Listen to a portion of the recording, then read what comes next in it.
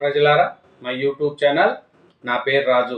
వల్లభనేని వంశీ మనకు తెలిసే ఉంటుంది. గన్నవరం మాజీ ఎమ్మెల్యే.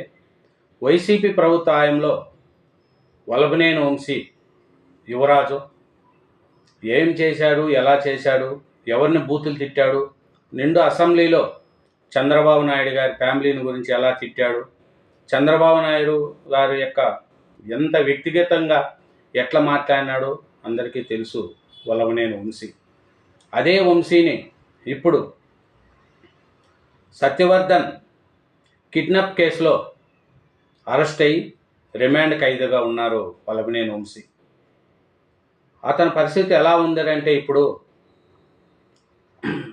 ఒకదాని తర్వాత ఒకటి బెయిల్, ఒక కేసు మీద బెయిల్ రావడానికి రెడీ అవుతుంగానే ఇంకో కేసు పైకి వస్తుంది. ఇట్లా వల్లభనేని వంశీ పరిస్థితి చాలా ఘోరంగా ఉంది. ఇప్పటికే 3 నెలలు దాటిపోయింది అతను అరెస్ట్ అయ్యి. వల్లభనేని వంశీ చేసిన చేష్టలకు, అతను మాట్లాడిన పద్ధతికి ఎలా ఉంది అనేది ఇప్పుడు వల్లభనేని వంశీ తెలుస్తుంది.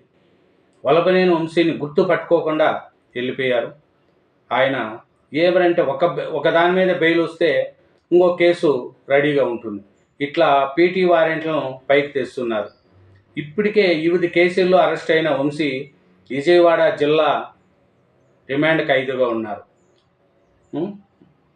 మధునూరి సత్యవర్ధన్ కిడ్నాప్ కేసులో బెయిల్ వచ్చే సమయానికి నకిలీ ఇండ్ల పట్టాల కేసు చుట్టుకుంది.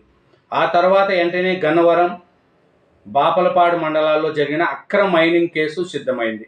గన్నవరంలో వంశీ బినామీ పేర్లతో అనుమతులు తీసుకొని అక్రమ మైనింగ్ ద్వారా ప్రభుత్వ ఖజానాకు 195 కోట్ల నష్టం వాటిల్లిందని భూగర్భ గనుల శాఖ అధికారులు గన్నవరం పోలీసులకు ఫిర్యాదు చేసిన విషయం తెలిసింది. వరుస కేసులతో వంశీ ఉక్కరబిక్కిరి అవుతున్నారు. 6 కేసుల్లో చూడండి. ఆ తర్వాత నుంచి పెండింగ్లో ఉన్న అన్ని కేసుల్లో పీటీ వారెంట్లు సిద్ధం చేశారు. గన్నవరంలో హైకోర్టు న్యాయవాది స్థలాన్ని కబ్జా చేసిన కేసులో కొద్ది రోజుల క్రితమే బెయిల్ మంజూరైంది. తర్వాత తాజాగా టీడీపీ కార్యాలయంపై దాడి కేసు, సత్యవర్ధన్ కిడ్నాప్ కేసులో బెయిల్ వచ్చింది.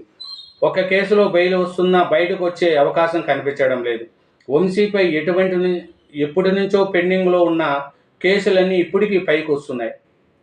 బాపులపాడు మండలంలో నకిలీ పట్టాలతో ప్రజలను మోసం చేశారంటూ నమోదైన కేసులో ఆయన రిమాండ్ ఖైదీ అయ్యారు. ఈ కేసులో ఆయన నూజివీడు కోర్టులో బెయిల్ పిటిషన్ దాఖలు చేశారు. ఇప్పుడు అక్రమ మైనింగ్కు సంబంధించిన కేసులో పీటీ వారెంట్ను గన్నవరం పోలీసులు సిద్ధం చేస్తున్నారు.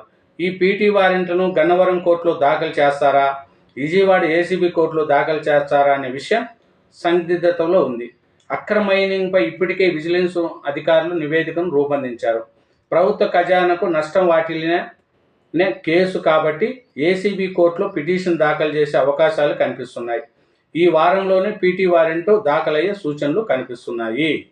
చూశారండి వల్లభనేని వంశీ పరిస్థితి. ఎందుకంటే ప్రభుత్వం అధికారంలో ఉన్నప్పుడు వల్లభనేని వంశీ చేసిన అరాచకాలు అన్నీ కాదు. అతను చేసింది ఇంత అంత కాదు.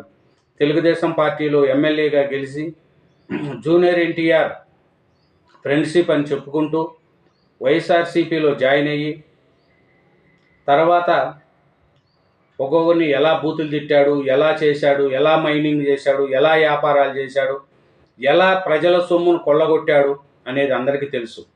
అట్లాంటి కేసులో వల్లభనేని వంశీ ఇప్పుడు ఒక కేసు మీద ఒకటి కేసు పాత కేసులన్నీ అతని మెడకు చుట్టుకుంటున్నాయి.